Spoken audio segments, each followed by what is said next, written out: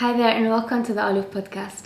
I hope you're doing well and are having a great day. If you watched the last episode, you will remember that we talked about religion and tradition, and we've seen how sometimes they can negatively impact our understanding of God and ultimately then end up affecting our relationship with Him. So what I wanted to talk about in today's video is really understanding why God loves us and how, because I've come to realize that that's one of the easiest mistakes that we generally tend to make. So in the last couple of days, I've really tried to remind myself on a daily basis, even multiple times a day, who God really is and why He loves us and how He loves us. Because I realized that whenever we misinterpret how He loves us or we don't understand why He loves us, we end up being stuck on that cycle of guilt and punishment. And what I noticed eventually is that the biggest mistake we make is thinking that God loves us like we love other people. As in, He loves us by the same standards that we love other people. But that's really not the case. So the main two aspects I want to focus on in this video are why God loves us and how He loves us, so that we can build a better relationship with Him. Let's dive in then into why God loves us. So I want us to start looking at it from a human perspective. In human terms, we generally think that love needs to be deserved, and also many times that it needs to be earned. Especially in today's society, it feels like the behavior that is being encouraged is don't do anything unless you can get something back. Don't stay in a place where you're not feeling appreciated or valued or welcome. And to some extent, this can be good advice.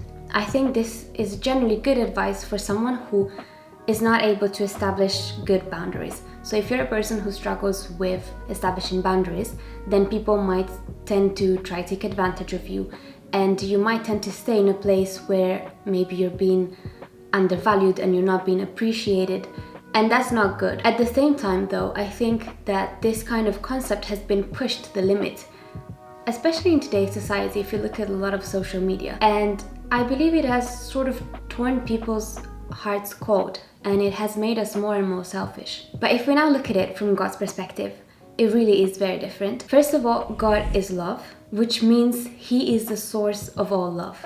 So He, being the source of love, that's what He does. He loves because that's who He is. It's His nature. And another point to be kept in mind is God's love cannot be earned. And I've mentioned this in the video last time as well. And I mean this in a good way. It cannot be earned because we are already worthy of His love by virtue of who we are.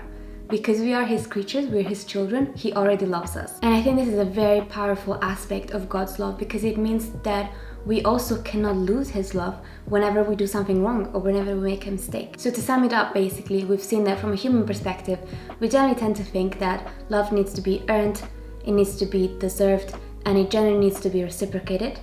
But with God, it's completely different. God's love is unconditional for us. It's not earned by our actions, but it's based out of His nature, the fact that He is love, and our nature, the fact that we are His creatures and His children. I want us to now look at the second part that we discussed at the beginning. So, how does God love us? There's two main adjectives that come to mind: undeserved and unconditional. So we said that God's love is undeserved because we haven't done anything to earn it, and He loves us unconditionally, which means that there is no mistake too big for God to stop loving you or to love you less. If you didn't pray today, if you didn't go to church on Sunday, if you didn't go to Bible study, God doesn't love you less. You are not less worthy of His love for you because of that. Generally speaking, if you realize that you've done something wrong, if you've done something that you're not proud of, instead of letting the enemy put a wall between you and God by telling you that God doesn't love you anymore, go to God, ask for forgiveness, ask Him to give you the strength to keep going and get better with time, and then move on and keep going, because otherwise you're going to keep being stuck in that vicious cycle of guilt and punishment. And there's a caveat that I want to add here, and that is that as much as God's love is unconditional, we shouldn't try to take advantage of it. Meaning that we shouldn't be going around doing things lightly and just thinking that God is going to forgive us and love us anyway. Because as much as that is true, we would still have to face the consequences of our actions. Not because God punishes us, but simply because actions have consequences. If you argue with your parents or with your friends about something and you haven't behaved very well, yes, God will forgive you and He will love you the same, but you will still have to deal with those people and solve the situation. From my personal experience with God, I've really come to realize that His love for us is so immense and so unconditional that I think to some extent we probably find it incomprehensible, because it's really something that we're just not used to.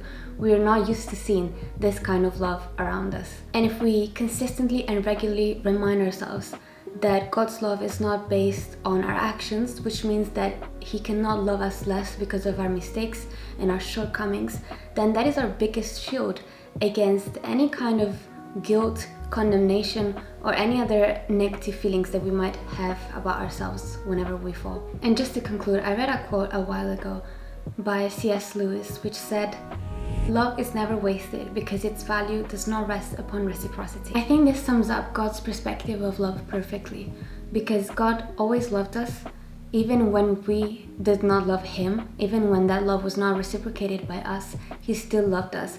And that love was not wasted. It wasn't a wasted effort, because I'm pretty sure that love was exactly what pushed us to go back to Him in the first place. So I really hope you found today's video useful and that it helped you to shed some light on understanding why God loves us, how He loves us, and really the importance of reminding that to ourselves every day. If you got till the end, thank you so much for watching, and I will see you next time. Bye!